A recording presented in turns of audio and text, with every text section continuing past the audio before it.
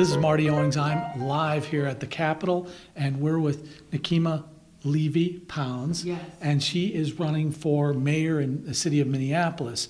And we'll get to your background in a second. But first off, I just wanted to ask you, you know, you had a great career at St. Thomas. I saw you up here at the Capitol constantly, lobbying for a lot of things. You started the Brotherhood. You also started, you were president of the NAACP here in Minneapolis, and you started a program to help people that have been in prison start a new life, you know, without the stigma of having, you know, that check. There was a name for that, but you're going to tell me. But all right, well, welcome. Thank you. I'm glad to be here. Good to have you. Thank you. All right, so what was the name of that program that, you know, and I can't. It was Brotherhood. You were right. Yeah, Brotherhood. Okay. And you lobbied pretty hard for like that, removing the check box on the, like when people get out of prison. Yes. So you're talking about Second chance. the focus on second chances. Yes. Yeah. And trying to help people who had been in the criminal justice system have access to opportunity, and encouraging employers to remove the box that asks if a person has a criminal history, so that right at the outset they wouldn't face discrimination. And it's called Ban the Box. Ban the Box, you're right. And because largely impacts people of color, because there are so many people of color imprisoned right now. Yes. Actually, the white population is the largest number of prisoners, but African Americans are overrepresented amongst those who are incarcerated. So we're roughly 13 to 16% of the nation's population, but we're about 40% of those who are incarcerated in state and federal prisons. Right. And a good book that talks about that is Michelle Alexander's book, The New Jim Crow. If anybody's interested in reading that book, you can catch up on why those reasons, why the reasons for that exist. But let's talk about what got you involved in running for mayor. What did you see? Why did you decide now was the time? Well, I've been working on racial, social, and economic justice issues for a number of years, really since I was a teenager. That's what led me to go to law school in the first place and to become a civil rights attorney. And I moved to Minnesota in 2003 when I took a job as a law professor at the University of St. Thomas. Now, at the time, I was running a family law clinic where I would take law students into court to advocate on behalf of victims of domestic violence and child victims of domestic abuse. And that was a very powerful experience, you know, seeing the challenges that women were facing, and then being able to use the law as a tool to advocate on behalf of them. And a couple of years into that process, I started reading some of the local African American newspapers, and I started learning about disparities. You know, I saw challenges within our public education system, police brutality issues, economic issues, employment issues, and I said, you know, maybe I can do something to help with this. And so I called a man by the name of Nathaniel Kalik, who at the time had been president of the St. Paul NAACP. And I said, will you meet with me? Will you have coffee with me and talk to me about the issues that are impacting the African American community? He said yes. We sat down for 4 hours, and he told me story after story about the things that were happening here. And at the end of that meeting, I said, I want to start a civil rights legal clinic that begins to address these issues. And so that's what I did. I worked on a variety of issues that brought me here to the legislature to work on a bill related to gang data and data practices. I also advocated for, like you said, Ban the Box, testified in many different circumstances on behalf of bills that I thought would be positive for those who are marginalized, and also trying to block bills that I thought would have a negative impact. Through that process, I also advocated in Hennepin County, Ramsey County, St. Paul, and Minneapolis. And bringing my law students into the halls of power was a wonderful experience. You know, they got to use problem-solving skills, their legal skills, their life experiences, and community engagement to advocate on behalf of those whose voices are rarely heard.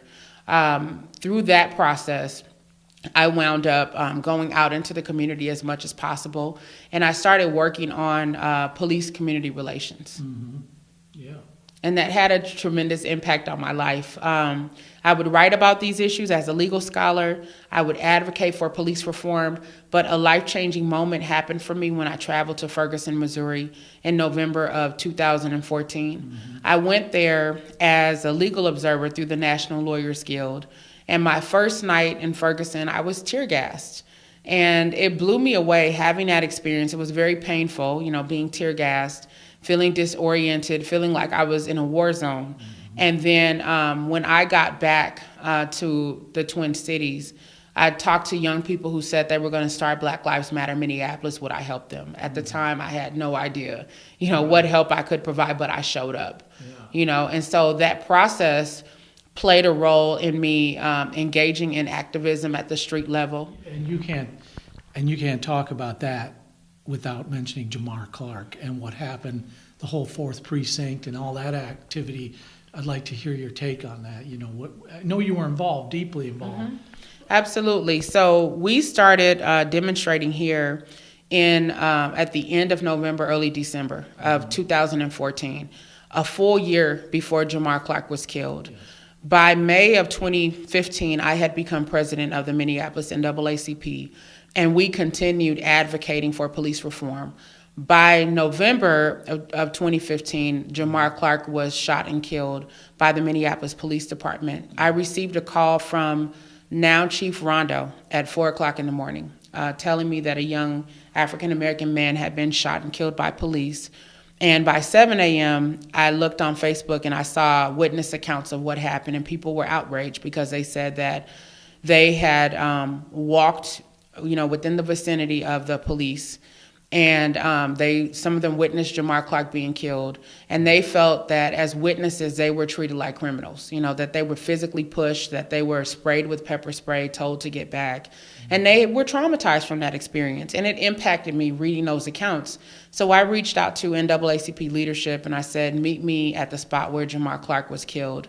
And so by 9 a.m. we were out there knocking on doors, asking witnesses what happened. And as we heard more and more stories, it became clear to me that we needed to make sure that the narratives of the people were made public. Because by that point, we had only heard the city's narrative of what happened. Right. And so I called a press conference and asked community members if they wanted to tell their story. And then after the press conference, I reached out to Black Lives Matter Minneapolis and I asked them to come and do a march and a rally, because I said, people have a lot of energy, they're hurting, and we don't have a productive way to use the energy, and maybe if we march, if we rally, that would be a way to do it. And so they dropped what they were doing and they showed up at the 4th Precinct. And then literally the rest is history. I mean, we wound up being there for 18 days in the freezing cold, through blizzards and everything, to stand up on behalf of a young man who never should have been killed by the police. Mm-hmm. And that changed my life. Yeah. And there's been a series of events since Jamar Clark. And let me ask a question, which I know the answer to, but I'd like to hear your response. What police were held accountable for that? And how did the justice system behave in this circumstance? So no police officers were held accountable. And it's actually part of a pattern in Hennepin County. Under Mike Freeman's leadership, we have never seen a police officer held accountable for shooting and killing a civilian. And so that wasn't a surprise. But one of the things that happened that was different was that we advocated to Mike Freeman to not use the grand jury process. That had been an issue that came up in Ferguson, how the grand jury process is secret, how there's no transparency in terms of what's going on. And we made the case for why he shouldn't use a grand jury, but he should make the decision himself. And that's what he did. And because he was open in his reasoning, we were actually able to challenge that and to identify the holes that were in his story. And it's not just when there's an open and transparent process, police aren't held accountable, but even when it's on a dash cam. So in the Philando Castile case, I mean, it was right there, and yet and still. So any comment about what happened in that case? Well, I think that there are a couple of things at play. Number one, when you have a jury pool that doesn't know the law, it's anyone's guess as to how those laws will be interpreted. Right. The jury wasn't very diverse in the case of Officer Yanez killing Philando Castile. The only two people of color were young African-American people. I would have liked to see some older people, a more diverse group of people with varied life experience on that jury. I think that it's very possible they would have reached a different decision. But beyond that, the laws in place make it very difficult to hold police officers accountable when they use deadly force. There's an assumption of,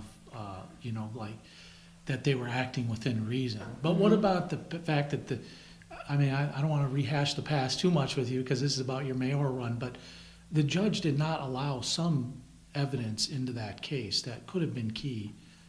Can you address that at all? Well, from my understanding, the jury had asked to watch the video again and to have it as during their deliberation, the video that the dash cam video that you referenced.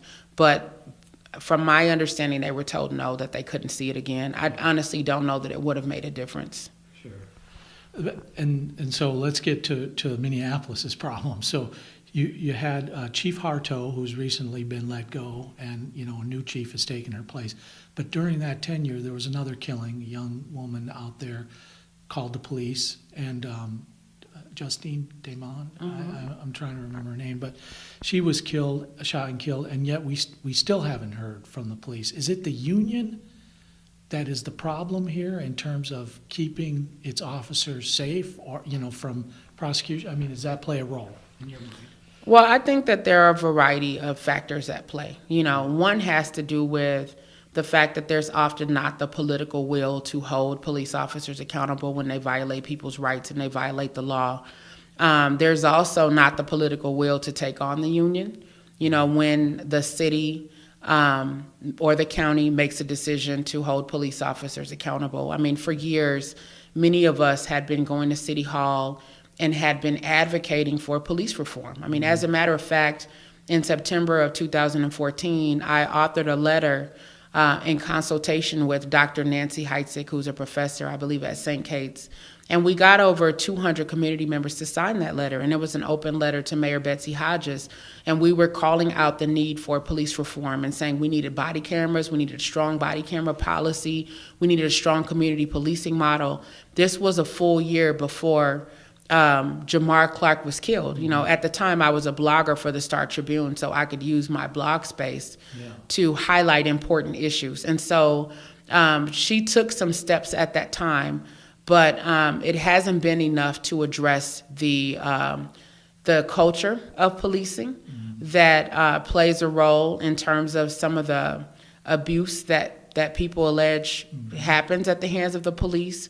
Beyond that, we have seen our Minneapolis city government leaders settle tens of millions in excessive force lawsuits over the last decade. That sends a signal, that this behavior is okay if officers aren't being held accountable. So you have groups like Communities United Against Police Brutality that are advocating for police to carry their own liability insurance because they feel that would be a deterrent to some of the extreme violence that has been alleged. That's right. So in that regard, let's talk about ways that you would reform this if you were mayor. So what at one time we had a fairly strong civilian review board. It used to have some teeth. I don't know.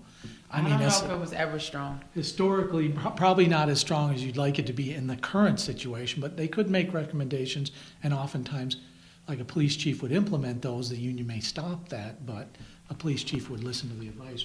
Any ideas like that, or what would how would you spearhead change there?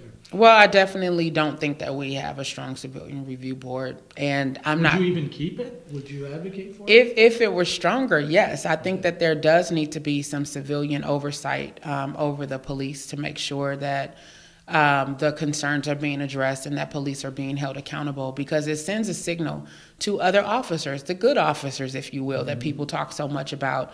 If they see a fellow officer engaging in misconduct and abuse and they see that person being held accountable, they might be less likely to comply, with some of the things that are going on, whether it's being abusive or falsifying reports and things like that. So I think that civilian oversight can play a role in ensuring accountability and also in building trust. Yeah. You know, if we know that there's another set of eyes that are watching and paying attention, it's going to have an impact on whether we have trust in the system, especially people of color who have been disproportionately impacted by the criminal justice system and policing. But what I would do is to work with Chief Rondo, who I have a good working relationship with already, and he's who I would have appointed as chief, actually. Mm-hmm. But I would work closely with him to ensure that we have a robust community policing model. There are some jurisdictions around the country that have community policing models that have been the recipient of national awards, you know, because of how successful they have been in building community trust and addressing crime. I don't think that we would have a one-size-fits-all community policing model across the city. I think it's going to depend on the different communities, what the crime rates are, what types of crimes are being committed. But you also want to be proactive, you know, as well, and you want to combat crime by making sure that people have access to economic opportunity. Mm-hmm. So that means that the city needs to have a more robust jobs program to help close the unemployment gaps, particularly that people of color are experiencing. And I think that you would see a decrease in survival crimes, you know, that some people commit, whether they're committing robbery or burglary and different things like that, because they would have a vested interest in society and in their own lives and in their families and community. Yeah. There's the disparate sentencing for people of color that goes on in the justice system right now. And so when people talk about systemic racism or institutional, that's really, I mean, I think that's addressing.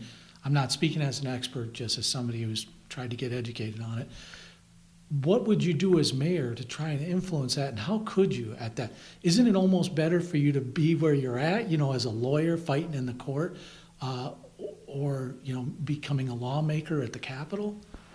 How as a mayor can you make that change? Right. So I would say that I have already spent years in the trenches, advocating for changes to laws, changes to public policy, and a shift in terms of how we do business. You can only get so far, you know, taking that approach. At some point, you have to be in the decision-making seat where you're able to bring forward sound policy recommendations and get buy-in, you know, from the other members of your leadership team. So I have some experience with that. So in 2015, I had my law students conduct research on the low-level ordinances in the city. We identified several that should not be laws on the books. And we honed in on what we thought were low-hanging fruit, laws against spitting and lurking and 3 or more people congregating on the sidewalk. So we went to city council, met with city council members, and we advocated for those laws to be removed. It was during a time in which city council members that we talked to didn't think it was the right climate, that it would be very difficult to get those laws changed. But I put on my advocate hat and said, listen, this is the least we can do if we're serious about equity. These laws shouldn't be on the books. The law against spitting had been put in place in the 1800s as a result of a tuberculosis scare. When you look at the lurking law, no one could give a sound definition as to what lurking was, and it was unconstitutional in most jurisdictions. So we said we will bring key stakeholders to the table, we will get people to testify, and we did. And we also did a social media campaign to educate people about those laws and the disparate impacts upon people of color. By the time it was all said and done, we got those laws repealed by a vote of 12-1. And again, this was at a time when many city council members didn't think that it was possible. So as mayor, I would bring that type of leadership to the table, where I'm looking at the laws, I'm looking at the policies, I'm hearing from the community, and then thinking about, you know, what are best practices here that we could implement? What changes do we need to make to the way that we do business to ensure that we are bringing forward fairness and justice and equity in how we do business? So that would be different. I would also take a problem-solving approach, not just accepting the way that things are, but thinking about how can we do better? How can we get to the next level? How can we be more inclusive in terms of the way that we do business? So I think that it's actually better for me to be in a position in which I can make decisions instead of constantly having to beg people to do the right thing. So often political leaders have the power to make changes, but they won't do so out of a lack of political will, you know, and I'm thinking it's important to do what's in the best interest of the people of this city, not just what's in the best interest of a particular politician. Yeah. Some days it feels like you're throwing a pebble in the ocean, doesn't it? Absolutely, yes. But I hear you. I hear what you're saying. And you are not a single issue candidate, though, because you can't be. So let's talk about some of the other policies. You know, there's taxes. There's all kinds of things going on in Minneapolis that you probably want to address. The current administration has come under some criticism for, you know, the way the police have been handling things. Beyond that, what criticisms do you have, and how would you address some change? Well, I think that one of the things that we need to do is make City Hall more accessible to the people and more inviting to the people, so that when city leaders are making decisions, people aren't finding out about it because it's going on an agenda, you know, where they're seeking public testimony or just letting people know. But the city is actively involved in enlisting people to become engaged and getting their responses and getting their ideas and suggestions and incorporating them into the policies that are brought forward. I think that needs to happen more, and I especially think that it needs to happen amongst those community members who maybe are immigrants, who speak English as a second language and who haven't been as involved in government, young people of color, for example, people who have been in the criminal justice system, working moms, you know, getting opinions from a wide variety of people before important policies are set. Beyond that, a key issue that's near and dear to my heart is the issue of education.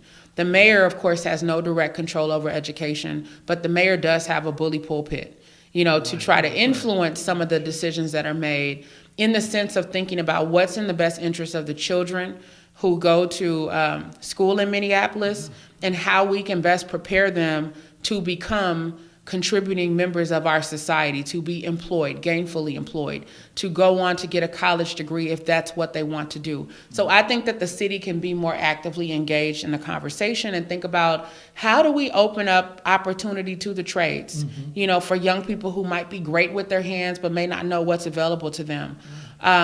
How can we help young people who maybe need help with their homework by providing high quality tutoring programs?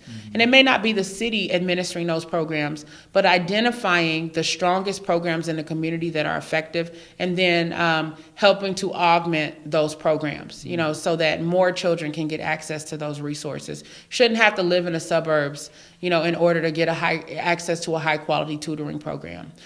So education is near and dear to my heart. It's something that our entire city needs to be concerned about because kids of color consistently have issues within the public school system. Not all, but far too many are falling through the cracks. And I think that it's unacceptable because that's our future workforce. Those are the people that are going to contribute to Social Security and make it possible for people to retire. Those are the folks who are going to take on the jobs as baby boomers exit the workforce in droves, you know. So that's something called the silver tsunami, which we're facing in the state of Minnesota, an unprecedented number of baby boomers who are exiting the workforce. And it's creating a labor shortage because we have not prepared the current or future generation of workers to take on those positions. So it's going to take a city being more creative. When we have city jobs available, if there are jobs that are classified as needing a bachelor's degree, for example, really reclassifying the position if someone could get by with a high school diploma and experience. The same with the position that requires a master's degree. Does it really require a master's degree, or could someone get by with the bachelor's degree and experience? It's going to take that level of creativity in order to make sure that we fill those positions and we open doors to opportunity for people who want to work.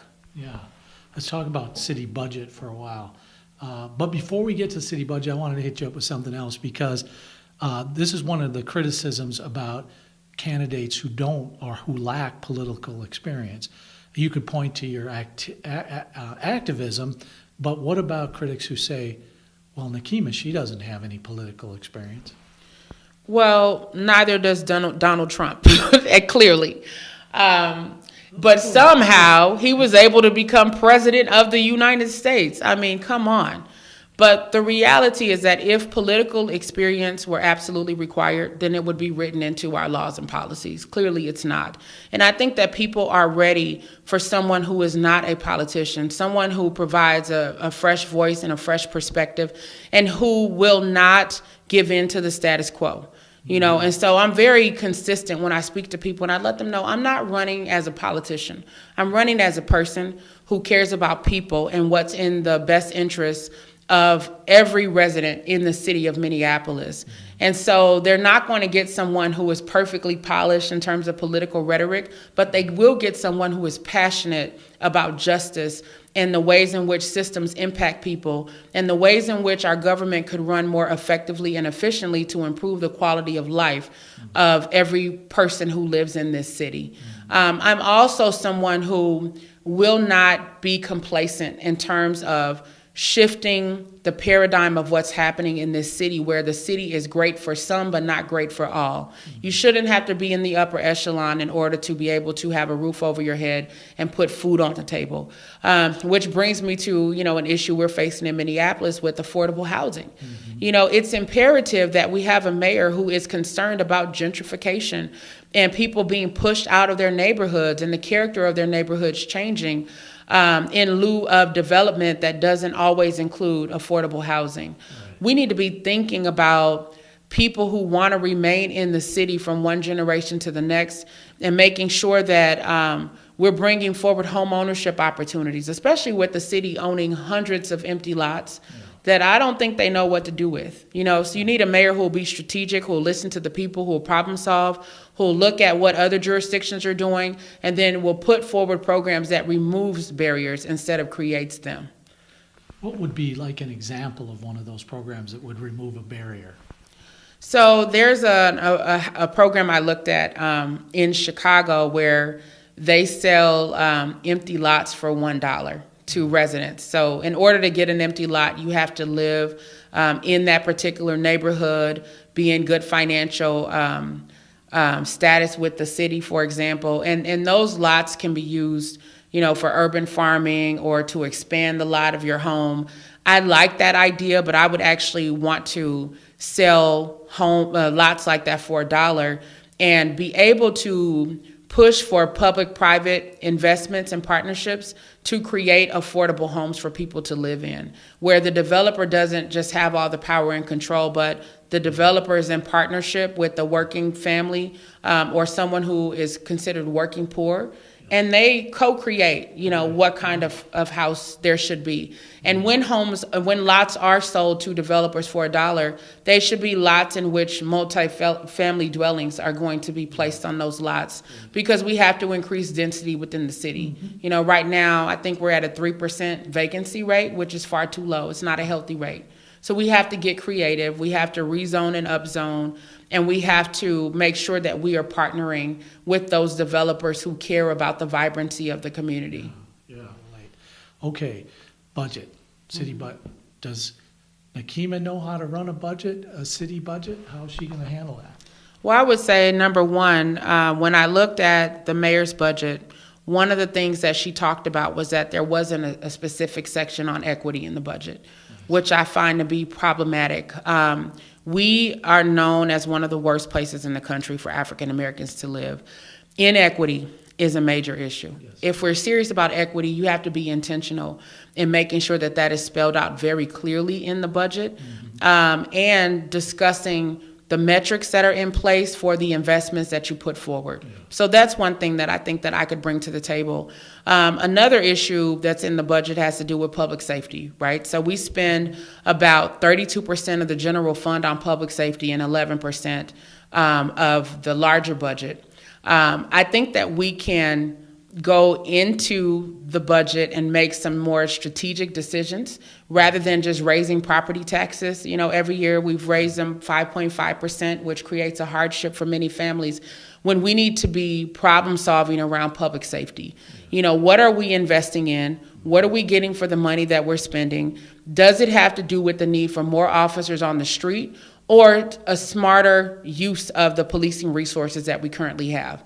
What's the point of having, over 800 officers if they're stopping people for things like spitting, lurking or 3 or more people standing the on the description. sidewalk. Exactly. Yes. When instead, our officers need to be walking the beat because of a strong community policing model, building relationships with people, and solving major crimes within the city, homicides and things that make it difficult for people to feel safe and comfortable in their communities. So I think that means restructuring, what we're doing right now as far as public safety, and reimagining what it could be, how those resources could be used, and what resources need to be diverted into programs that create jobs and access to opportunity for people. Yes.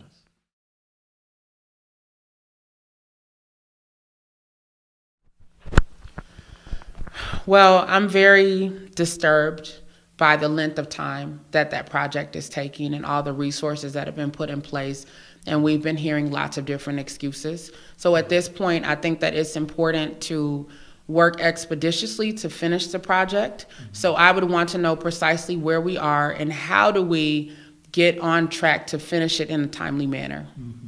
Well, I definitely have concerns about using those laws that are targeting people who are vaping and using e-cigarettes and criminalizing them. I think that it's a way of preventing people who are seemingly undesirables from hanging out in downtown Minneapolis and other parts of the city.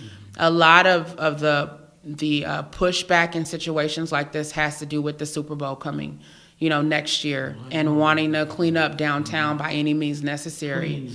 Exactly, but we know that those laws are going to disproportionately target African Americans, and particularly young African Americans. So I think that we ought to be concerned, even if the laws are written neutrally, what will be the impacts on specific segments of our population, and being honest about that. And then what are the harms that are caused when we criminalize people for standard behavior? I don't know how many times I've been downtown, I've seen people come out of bars drunk and walking down the street, and no one bothers them or harasses them because they figure that they are a patron going into downtown, and they are able to walk back to their cars in peace, without any trouble. So why is a young black man who might be vaping on a corner seen as being more problematic? If we're going to clean up downtown, then we need to be consistent about the kind of behavior that we're targeting and the reasons behind it, and making sure that we root out discrimination. Because once someone is charged with the crime, they are going to be impacted in terms of their ability to gain access to housing and access to employment, and are more likely to get locked into the system, and it's very difficult. Recidivism. Yes. The revolving door of the criminal justice system is recidivism. So we need to be much more proactive about preventing those issues, and not trying to criminalize our way out of problems that could be solved differently. The reality is that many of the young people who hang out downtown and homeless people who are downtown wouldn't be there if they had other things to do with their time. Recreation centers, places where they feel welcome, where they can get a good meal, where if they want to play games, if they want to work, they want to socialize, if they need counseling, that they have access to those things. Right now, they don't. There's really nowhere for them to go downtown. Presence as being a nuisance. But I think in a civilized society, we need to think differently about how we treat our fellow human beings, regardless of their race and ethnicity and their socioeconomic status. All right, well, we're going to wrap up here, but I want to ask you one of the most important questions I think you'll be asked in the campaign. In your heart, down underneath all of that, why do you want to be mayor? I want to be mayor to change things, to give hope and inspiration to people, that we don't have to stay stuck in the place that we're in, constantly talking about disparities, but that we have the power to shift what is happening. We have the power to bring our entire community together, to push for changes to our laws, our policies, the investments that we make, and to make sure that people have a seat at the table. I think that I'm a person who can do that. I am a bridge builder. I've been a change agent, but I also know how to use that bully pulpit effectively, having taught law for 14 years, also being a preacher as well and a public speaker. So I think that I can be persuasive in terms of helping to change people's hearts to do the right thing for our city. All right. Well, thank you, Nekima. It's really been good talking to you. I appreciate willingness to come and sit down here at the Capitol and share some of your experiences and your mayoral aspirations with us. Thank you for having me. Thank you. All right, this is Marty Owings from the Capitol. We'll see you next time. So long.